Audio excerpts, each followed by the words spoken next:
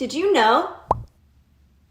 And here's how you can change that. But before we discuss the how, did you also know it costs the business 10 to 20% of the original employee's salary just to rehire and train a new employee for the exact same position?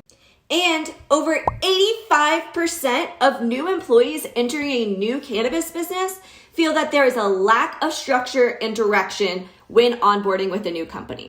So this tells you alone the first 90 days are critical for your success to retain employees.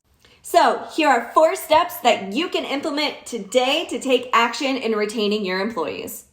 Step 1, have a job description that clearly lays out the responsibilities for the position. Step number 2, have a conversation with them and outline what your goals are for them for that position. Even better, store that conversation and document it in their employee file. And step number 3, have accountability. Have an organizational chart so they know exactly who they're reporting to, or if they're a manager, who they are overseeing.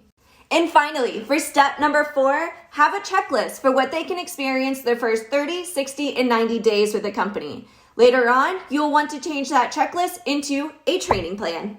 Remember, your team wants to do their jobs correctly, so give them the tools to succeed.